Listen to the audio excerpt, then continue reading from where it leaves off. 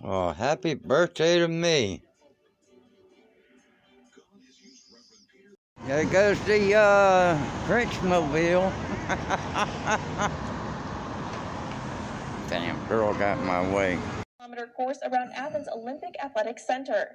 For the first time, organizers provided children's Santa uniforms for youngsters to run in. Although participants pay 12 euros each, most of the money raised comes from corporate sponsorships. This year, proceeds will go to Make-A-Wish Greece, a foundation which is part of Make-A-Wish International and grants the wishes of critically ill children. The Santa Run was the first since 2019, with the 2020 event canceled due to the coronavirus pandemic.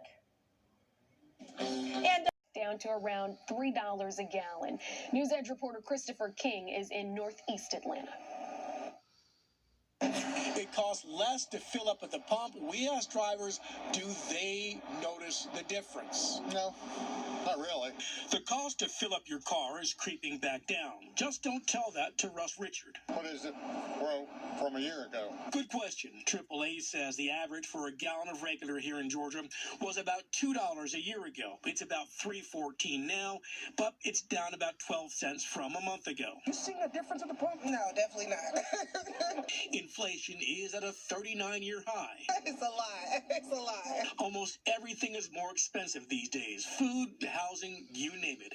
And the slow drop in the price of gas isn't helping Deidre Cross. $20 isn't working anymore. Usually I could just, $20 will last me a couple days. That's not happening. How much does it cost you to fill up? Probably like 30, 35. The U.S. Energy Information Administration says gas prices could drop to $3 next month. I'm hoping and more money in my pocket. Cross hopes that'll help. I'll probably still end up driving just the same because I still got to get things accomplished. So, but that's why I'm looking forward to the prices dropping so I can get to where I can go cheaper. Rice is the author of the 1976 novel Interview with the Vampire, which was later adapted into a movie starring Tom Cruise and Brad Pitt in 1994. It's also expected to be portrayed in a TV series on AMC next year. And Michael Nesmith, the singer, songwriter, author, actor, director, and entrepreneur, who will likely be best remembered as the guitar-strumming member of the made-for-television rock band The Monkees, has died at 78. Oh, I could According to his family, Nesmith, who had undergone quadruple bypass surgery in 2018, died at home Friday of natural causes. His parents divorced when he was 4, and his mother often worked 2 jobs, as a secretary and painter, to support them. That combination inspired her to whip up a typewriter correction fluid called liquid paper in her kitchen blender. Maybe you've heard of it. By the mid-1970s, it had made her a fortune. A musician in his own right, Nesmith used his share to share his talents with the world.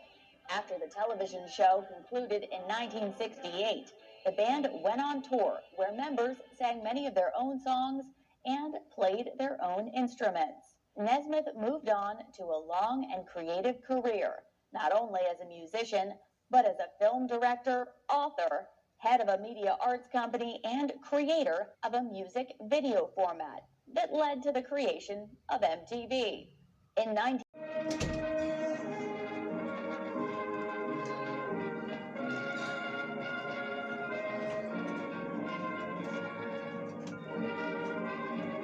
Dead and missing. Good evening and welcome to Fox 5 News Edge at 11. I'm Alex Whitler. President Biden pledges the federal government's full support for Americans who've been affected by Friday night storms. Fox's Madeline Rivera has more from Mayfield, Kentucky. Rescue efforts are in full swing across states hit hardest by the severe weather outbreak over the weekend. We all took shelter and it went through, and my family came out into the damage the night of and helped, and I got here the next day. Harrowing stories of survival after tornadoes touched down across at least 6 states. Officials are desperately searching for signs of life among the rubble. Kentucky Governor Andy Beshear warned the death toll in his state alone could exceed 100. I believe this will ultimately be the longest tornado in certainly U.S. history from the point where it touched down. to when it finally picked back up. Over 220 miles, 200 of them are in my state. Home and business owners in hard-hit Mayfield are gathering what's left of their belongings with the help of volunteers. In Illinois, 6 people died after the roof of an Amazon warehouse collapsed. Our thoughts and prayers go out to the families of those 6 individuals. They're part of our family. At least 4 people were also killed in severe storms in Tennessee after tornadoes ripped through the area, destroying homes and businesses. Satellite images also revealing the extent of the destruction in Arkansas, where at least 2 people have been confirmed dead. Department of Homeland Security Secretary Alejandro Mayorkas assessed the damage in Kentucky on Sunday, pledging federal help for so many who need it. Whatever is needed here in Kentucky and across any community affected by this tragic event, the federal government will do everything we can, everything in our power to help. At least 2 people were also killed in Missouri. President Biden says he will visit the storm-ravaged areas as long as he's not interfering with the cleanup process. Reporting in Mayfield, Kentucky, Malda Rivera, Fox News. Number of dead amid confusion over how many were able to escape the factory and the difficulties of searching other hard-hit areas.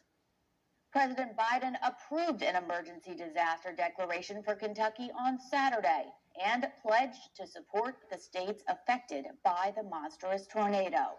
The longest tornado on record was in March of 1925. It tracked for about 220 miles. Preliminary numbers show this one touched down for about 227 miles. Damage meets the threshold for federal assistance. One person at a nursing home and another inside a Dollar General store both died as twisters struck the area about 140 miles northeast of Little Rock. Tennessee Governor Bill Lee toured tornado-torn areas in the western part of his state where 4 people had been killed as a result of the storms. He noted tremendous devastation in multiple locations. In Missouri, at least 3 St. Charles County residents were hospitalized and several homes in the area near Augusta were damaged, following reported wind of up to 70 miles per hour. And roughly 25 miles west of St. Louis, Missouri, one of the tornadoes struck an Amazon warehouse, which collapsed while people were working inside. 6 people were killed and 1 injured worker was airlifted to a nearby hospital. The walls on both sides of the building collapsed inward during a shift change, making it difficult for rescue workers to quickly determine how many people were inside at the time. Utter devastation as tornadoes rip through the Midwest this weekend. Images show cities flattened and damage that extends for miles as the long cleanup and recovery process begins. Kentucky's Governor Andy Beshear says the state is sponsoring its own way to donate and welcoming outside help from other organizations. We have now been able to set up a single fund connected with the state that people who want to help in Kentucky or outside of it can give to, that is solely dedicated to helping the on-the-ground efforts. Help is now coming in from across the country. We're sheltering people, we're feeding people, and we're taking care of their mental and physical needs. Here at home, 3 volunteer Red Cross specialists from Georgia are deploying on Monday to help tornado victims. Ann Berkeley is one of them. She's from Kennesaw and will help with spiritual relief for those victims.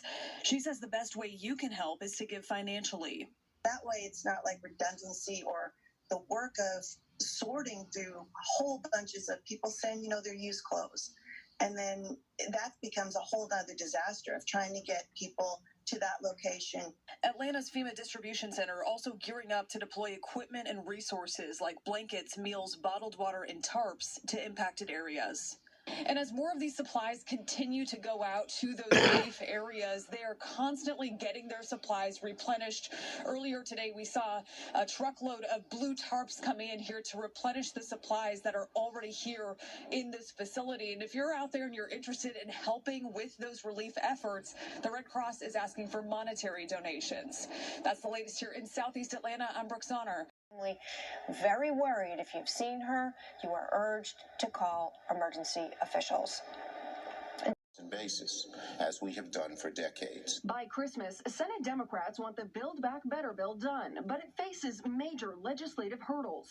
And moderate Democratic Senators Joe Manchin and Kyrsten Sinema are still not on board, given the nearly $2 trillion price tag. Despite the polling popularity of the bill, Republicans point to a new ABC News Ipsos poll, which found nearly 70% of Americans disapprove of the president's handling of inflation. The Labor Department announced last week the Consumer Price Index grew at 6.8%, an almost 40-year high. The inflation is on us because we're coming out of a pandemic. I think it's time to stop blaming COVID. I think they should blame it exactly where the fault lies, on borrowing too much money, on printing money, on paying people to stay home, on stopping energy. Also facing a deadline, increased monthly child tax credits. If Congress does not extend the program before the end of the year, this week's payment will be the last. In Washington, Lauren Blanchard, Fox 5 News. And still ahead on jobs in droves. It's tapered off, but it's still happening. An industry growth and education tech expert sat down with me to understand why workers are walking. In fact, he did it too. Kapish Sharif says with the government financial subsidies that came in when their jobs shut down, many people use that money to actually look for better work. For a lot of those people, that might have been doing, working at a restaurant or in kind of frontline jobs. The money helped them, but then they also saw their people that they knew who were working in technology, who could work from home, have flexibility, and make a lot more money. And they said, no, I want that. His truck. Family friends tell News Edge reporter Rob DiRienzo that victim was 24-year-old Knox Panter. They say his killing speaks to a larger problem in their community, and they want answers. The victim, as 24-year-old Knox Panter, they say there's just a big hole in their hearts right now, but also there's a degree of frustration. They were breaking into his vehicle, and then shots were fired, and he was shot. Those who knew 24-year-old Knox Panter say he was the type of guy who'd give you the shirt off of his back. He was a sweet boy. He was quiet. He was a good listener, humble. East Point police say that burglars shot Panter when he confronted them busting into his truck. It all happened on East Woodland Circle just after 1 a.m. on Friday morning. Family friends say the area is dealing with a bad surge in break-ins, but this is the first time it cost the victim his life.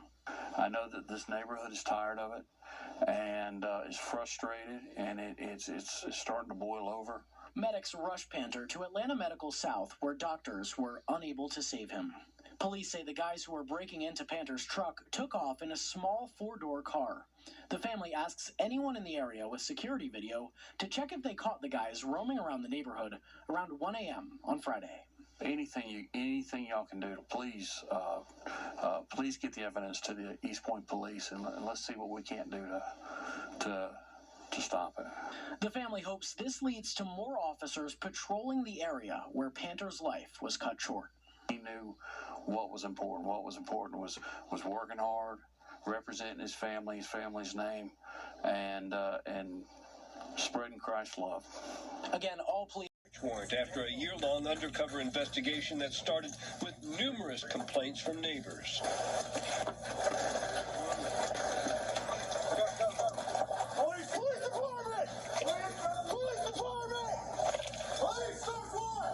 Several members of the Patrol Division have been working this case for several months. Basically began off of anonymous tips and intelligence that was received from concerned citizens in the area. Police say the target of their investigation was a man named John Allen. They say when officers breached the door, Allen hid in a bathroom and refused to come out. A police canine was brought into the home and was used to flush Allen out of a water closet where they say he was attempting to destroy evidence.